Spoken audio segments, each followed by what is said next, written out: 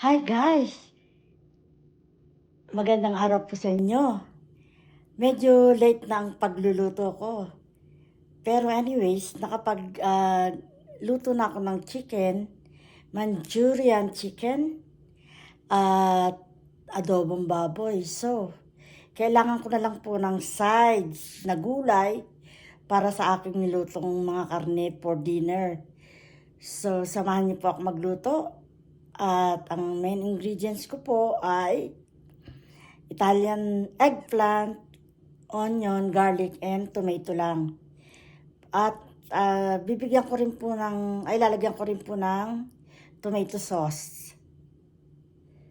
So, tara po, samahan niyo akong magluto ng sides vegetable para sa aking mga nilutong karne.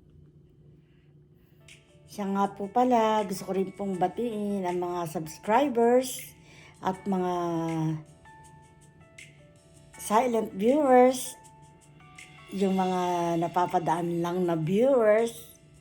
Sana po ay maibigan nyo ang lulutuin ko ngayon at inyo pong panoorin, i-like, i-share, at pwede nyo na rin pong paki-subscribe. At i-hit din nyo po ang notification bell for the updates of my new videos. Tara po, magsimula na po tayo magluto. So ayan po yung niluto ko kanina na maaga-aga pa. Nagluto po ako ng adobong baboy. At ito po yung chicken Manchurian. Manchurian po kasi spicy siya. So yan po ang aking meat for dinner. At ito naman po ang gagawin ko ngayon na lulutuin ko. Ginisang talong. Italian na talong po ito. Lalagyan ko siya ng bawang, sibuyas, kamatis, at tomato paste. So ang lako lang naman po dyan ay salt and pepper. Alam niyo naman, hindi po ako mahilig gumamit ng mga ibang sangkap para lang po ma-enhance ang aking lulutuin. Doon lang po ako sa natural way palagi, salt and pepper. Or sometimes I can put some patis or toyo, but this time I just gonna use salt and pepper po for my ginisang Italian eggplant.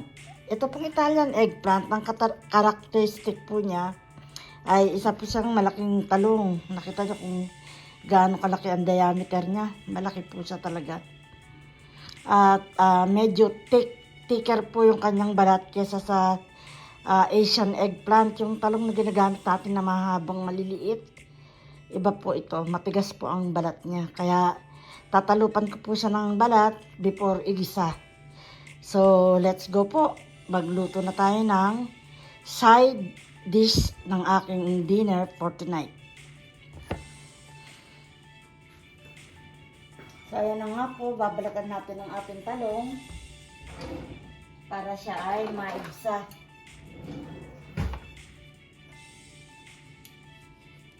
Kanyang tigas po ng balat niya. Makapal siya.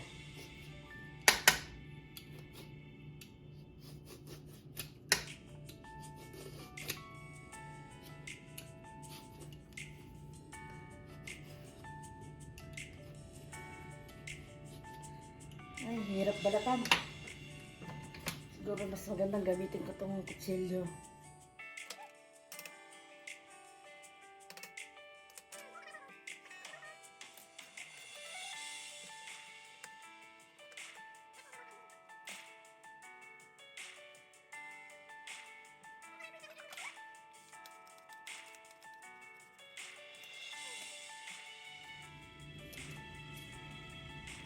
Balatan.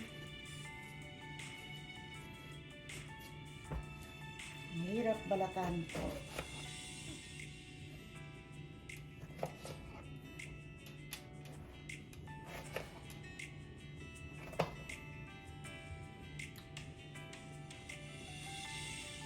Ganyan na lang gawin ko.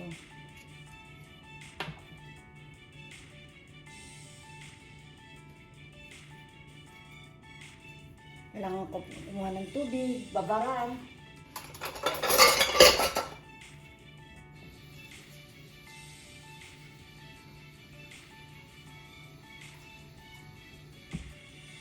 Babaran ko ng hiniwa ko na.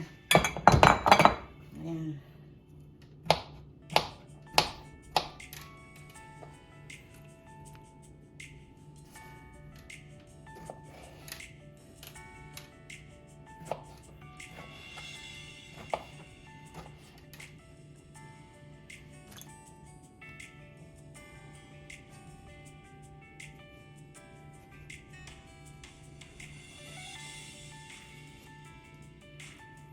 Ang kapal po talaga ng balat niya. Ang talong na to. Kahit po ilagan siya, talagang makapal ang balat ng talong.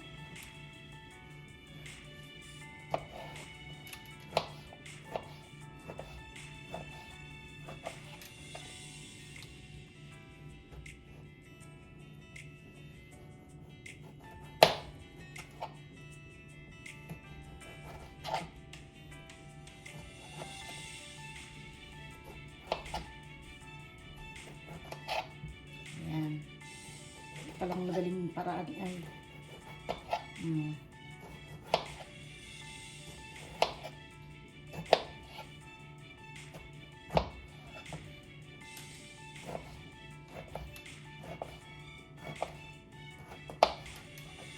masarap din po igisa to sa bagoong, kaya lang high blood po ako, hindi pwede ang bagoong, kaya igigisa ko lang siya ng konting asin na may kamatis at sibuyas, bawang, yan lang po.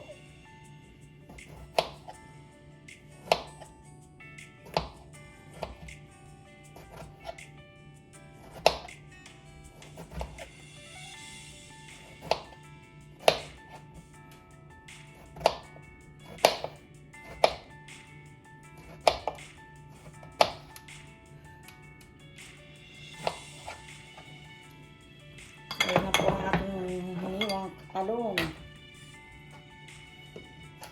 Binalatan at hiniwa.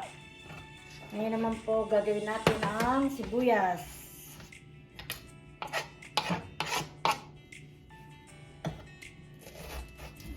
Kung paano natin hiniwa yung talong, ganun din ang shape ng sibuyas. Yan. Ganon din po ang kamatis.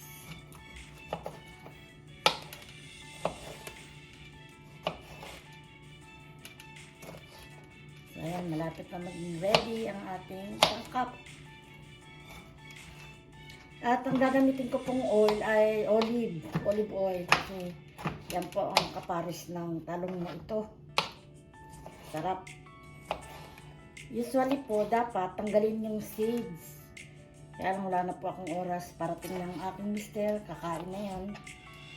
Kaya dapat papurahin ko itong ginagawa ko. So ayan na po, ready na ang aking sangkap.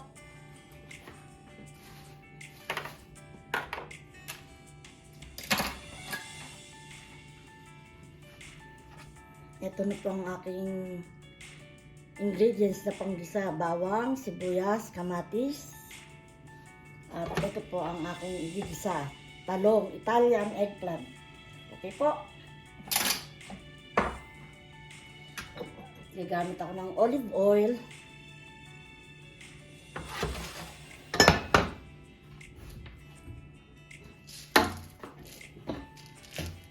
Salt and pepper. Yan po ang aking gagamitin.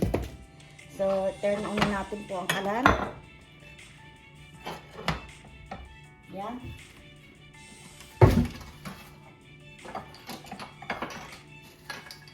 So, ready na po ang ating kalan. Lagyan na tayo ng mantika. Yan, olive oil po yan.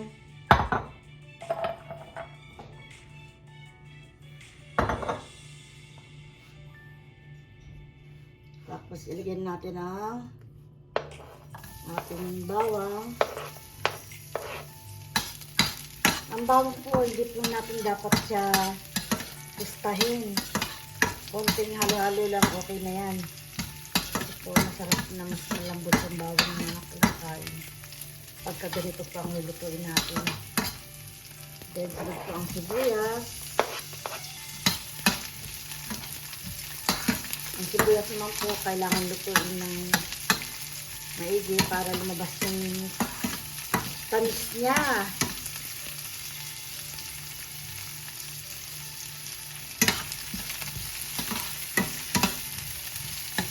Tapos, lagay po natin ang kamatis.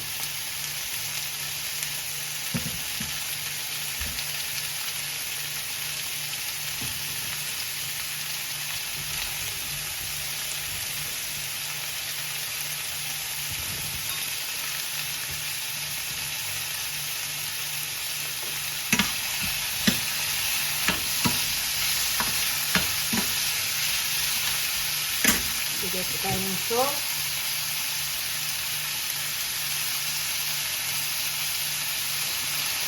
And pepper.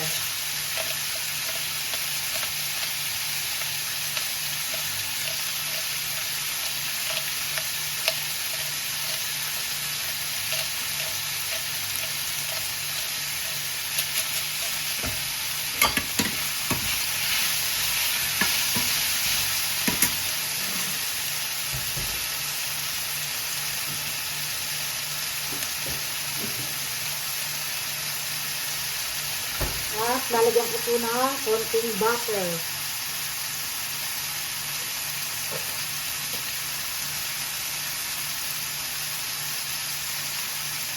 Yan. Yan pong butter ang magpapasarap dyan.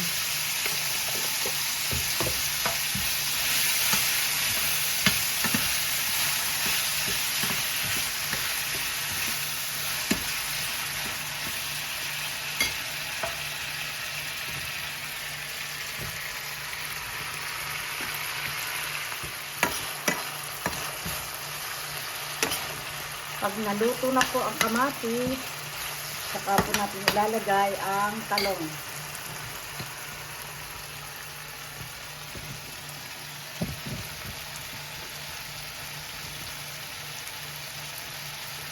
Yan.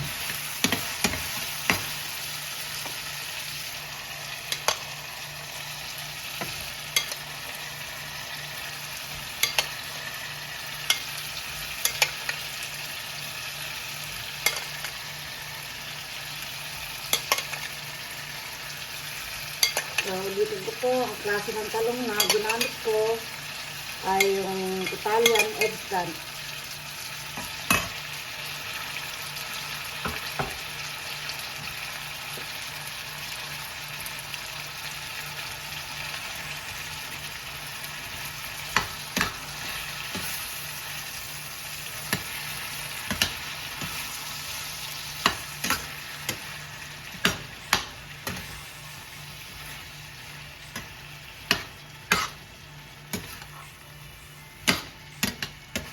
So, ang ginamit ko po ay asin, paminta, olive oil, at saka butter.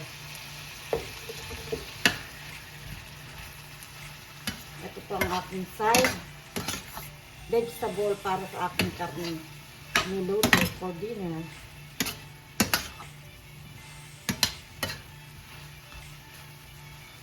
Hintayin po natin siya maluto.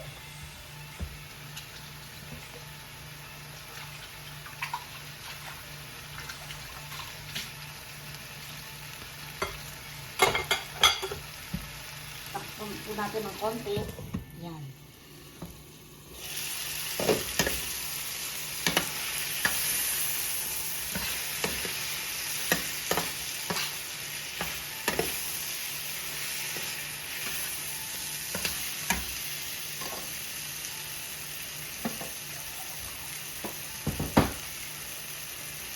Yan po siya ng konting tubig.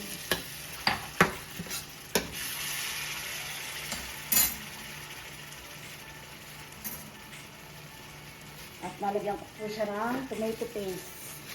Ito po tomato paste, kalahati yung lata ng tomato paste na ginamit ko isang araw. So, nilagay ko sa freezer, kaya yan, frozen siya.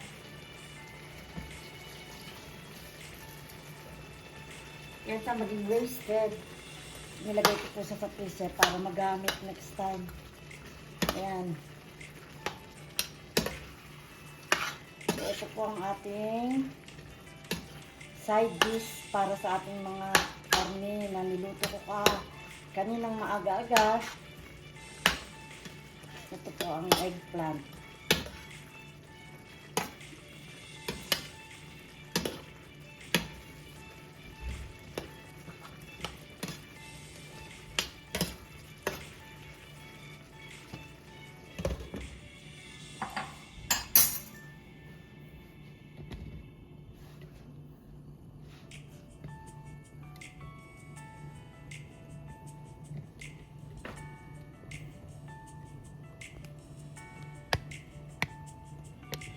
Ayan.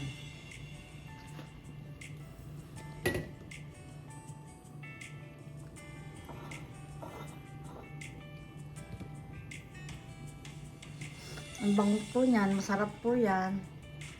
Manamis-namis siya. So, tikman natin.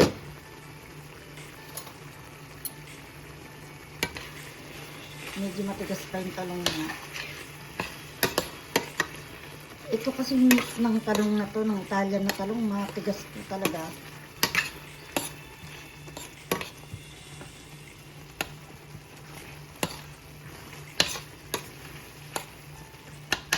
Mamaya tikman natin. Yan. Ayan, ready na po siya. At titikman na lang natin. Yan pong side dish ng aking nilutong ulam na adobo at Manchurian chicken. Mana po natin ang aking nilutong side dish. Okay?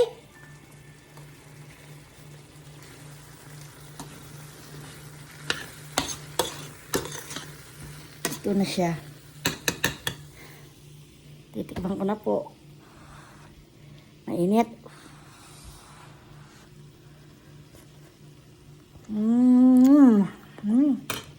Sarap.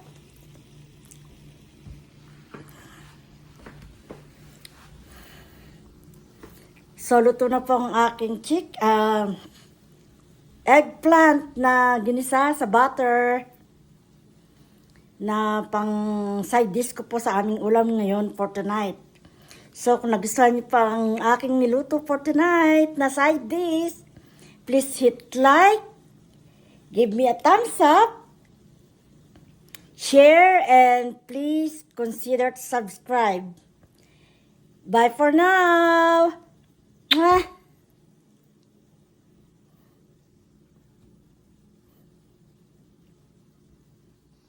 So, there you have it.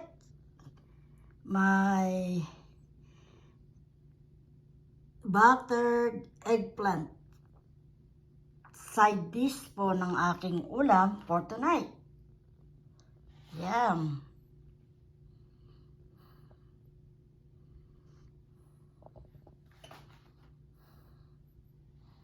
At yan po ang kasama ng side dish. Ayan po ang pag-uulaman ng aking side dish. Adobong baboy at Manchurian chicken. Yan. Yan po ang aking side dish na gulay. So, I hope you like it, guys. Maraming salamat po sa panonood.